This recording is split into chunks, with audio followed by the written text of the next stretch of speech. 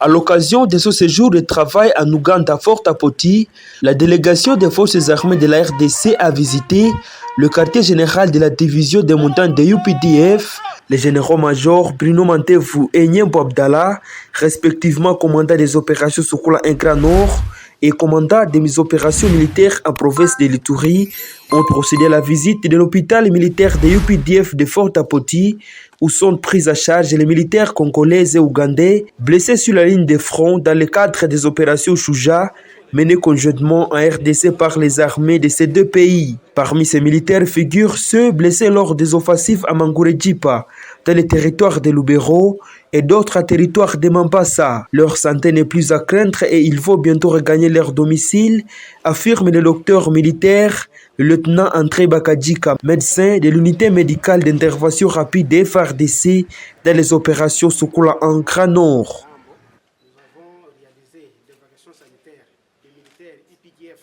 Et FARDC qui étaient blessés sur les champs de bataille. Nous les avons pris en charge et par après nous sommes allés à Mangourjipa où il y avait eu des contacts.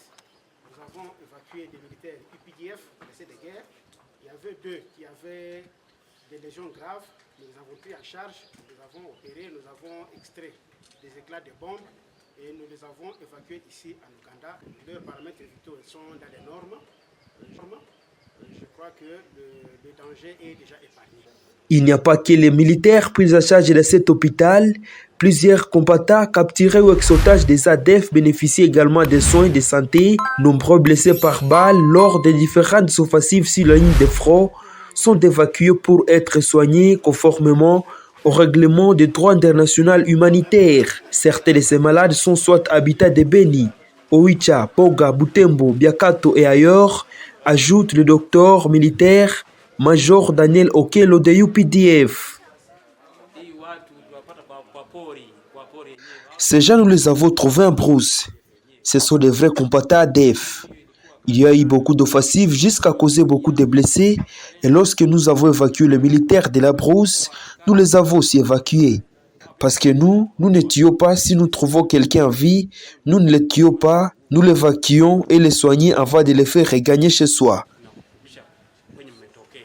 Les armées congolaises et ougandaises mènent conjointement des opérations militaires contre les ADF dans les provinces du Nord Kivu et de l'Ituri. Ces opérations sont saluées par les deux armées qui notent des avancées significatives sur terrain pour le rétablissement de la paix.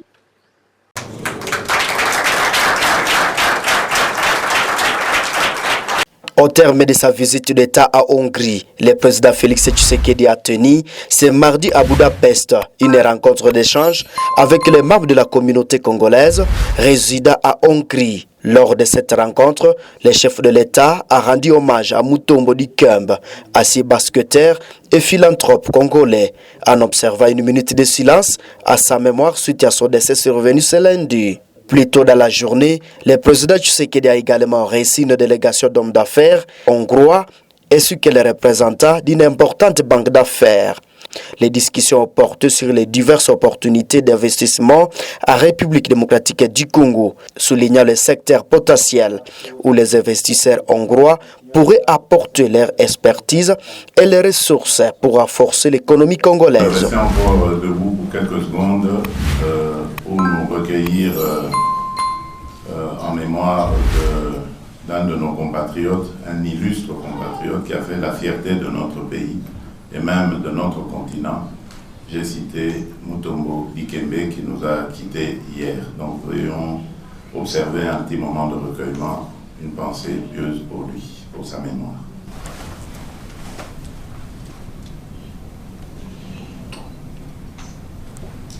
Je vous remercie. Ici, je voudrais être clair avec vous. Je ne suis pas à l'origine d'une telle initiative, car pour moi, le pays n'est pas en crise politique pour chercher à tenir encore des dialogues qui vont aboutir sur des arrangements, qui vont encore mettre le pays entre parenthèses. Nous ne voyons vraiment pas ni la nécessité ni l'urgence, mais moi, comme toujours, et avec tous mes compatriotes, j'ai toujours eu les bras tendus, les bras ouverts pour parler avec quiconque le voudrait. Donc ici, je voudrais vous informer que ce débat ne concerne ni ma personne, ni la famille politique qui est la nôtre. Donc il n'y a pas une telle initiative qui soit en chantier quelque part. Donc ceux qui parlent du dialogue, bon, ils parlent peut-être de leur volonté à vouloir parler avec nous. Et là, je le dis, la disponibilité est là. Tout compatriote congolais a droit au débat, a droit au chapitre, a droit au dialogue avec même le chef de l'État s'il le désire. Mais évidemment, en tenant compte du respect de nos lois, du respect de la bienséance et ne pas venir avec des menaces ou des vociférations pensant pouvoir intimider qui que ce soit.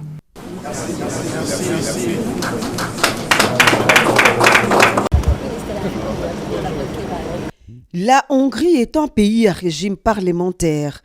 Ça veut dire qu'ici, le Premier ministre a un rôle central dans le fonctionnement de l'État.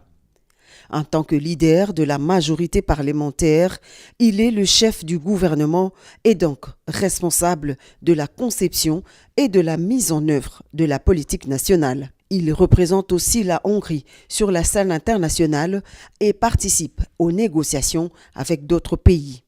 Bref, en Hongrie, le Premier ministre exerce donc une influence significative sur la vie politique, économique et sociale de la nation. Et voilà pourquoi la rencontre de ce lundi entre le président de la République Félix-Antoine Tshisekedi Tshilombo et le Premier ministre hongrois Viktor Orban avait un caractère spécial de premier plan pour favoriser le rapprochement entre nos deux nations. Cette rencontre s'inscrit dans le cadre du renforcement des relations bilatérales entre Kinshasa et Budapest. Le tête-à-tête d'une demi-heure a été suivi d'une séance de travail de près d'une heure avec leur délégation restreinte. Ensuite, les deux dirigeants ont animé conjointement un point de presse. Viktor Orban s'est dit satisfait de cette première visite d'un chef d'État congolais à Budapest. Le chef de l'exécutif hongrois a détaillé les axes principaux de la coopération bilatérale: l'économie, la politique, les infrastructures, l'éducation et l'agriculture. Aujourd'hui, nous avons décidé de lancer un programme stratégique global avec la RCD et avec le président Tshisekedi. Nous allons avoir 3 piliers pour soutenir et maintenir ce programme. Le pilier économique, le politique et pilier infrastructurel et éducatif. De son côté, le président congolais Félix-Antoine Tshisekedi Tshilombo a évoqué une journée historique et s'est dit fier d'être le tout premier chef d'État congolais à être invité par les autorités hongroises. Après avoir mis en exergue les domaines de coopération, il a exprimé sa volonté de nouer un partenariat gagnant-gagnant en faveur de la RDC qu'il a présenté comme un pays riche en ressources naturelles, mais confronté à des défis de développement à cause de la guerre d'agression lui imposée par le Rwanda. Comme vous le savez, la Hongrie a actuellement la présidence en exercice de l'Union européenne et il était important à nos yeux de venir en ce moment et de faire part aux autorités hongroises du premier et principal souci que nous avons en ce moment, qui nous empêche vraiment d'avoir un développement normal, c'est évidemment le souci sécuritaire qui, comme vous le savez, est caractérisé par cette agression barbare et injuste dont nous sommes victimes par l'un de nos voisins, le Rwanda, et laquelle agression a causé beaucoup de dégâts humanitaires. Nous avons examiné les domaines de coopération. Je crois que vous les avez suffisamment entendus dans les détails. Je ne vais pas revenir là-dessus. Par le Premier ministre. Et donc, je voudrais simplement insister sur le fait que nous sommes engagés et déterminés à améliorer, à consolider ces relations, ces échanges, parce que la République démocratique du Congo est un pays qui a et offre beaucoup qui a des potentialités et offre beaucoup d'opportunités. Nous croyons vraiment que les ingrédients sont réunis pour pouvoir développer ensemble une coopération gagnant-gagnant. Alors que la République démocratique du Congo cherche à diversifier ses partenariats économiques, cette rencontre de haut niveau entre le président congolais et le Premier ministre hongrois ouvre la voie à des collaborations fructueuses dans les secteurs stratégiques retenus par les deux parties. La crise que traverse le Nord Kivu est d'une ampleur dramatique. L'intensification du conflit avec le M23 a provoqué des déplacements massifs dans toute la province, notamment dans la périphérie de Goma.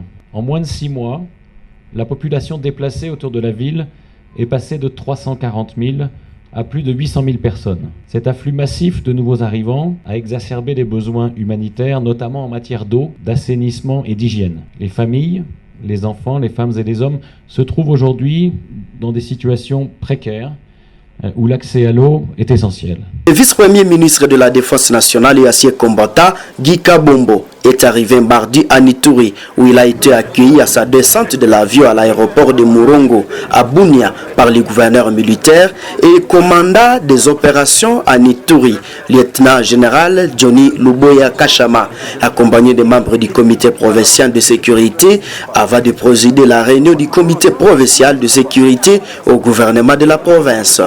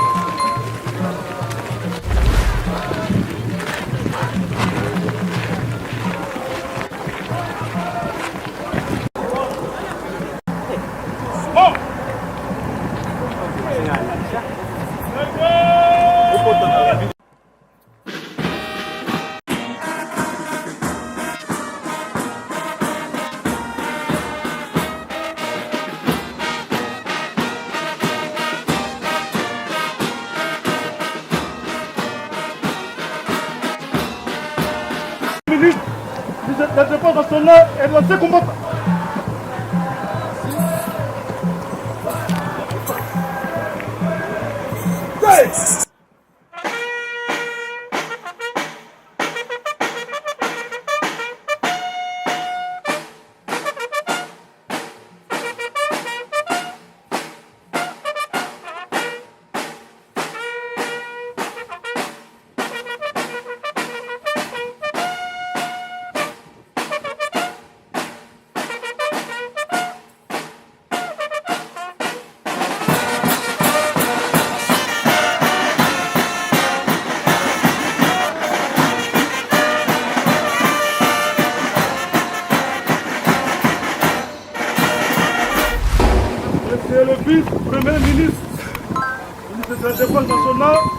des anciens combattants.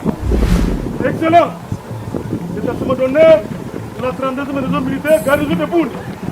est organisé pour vous accueillir et vous rendre les honneurs à l'occasion de votre visite de travail à Boune. Je vous invite à passer le détachement à règle. Commandant, détachement d'honneur, le lieutenant-colonel des Anges et tout, Samuel.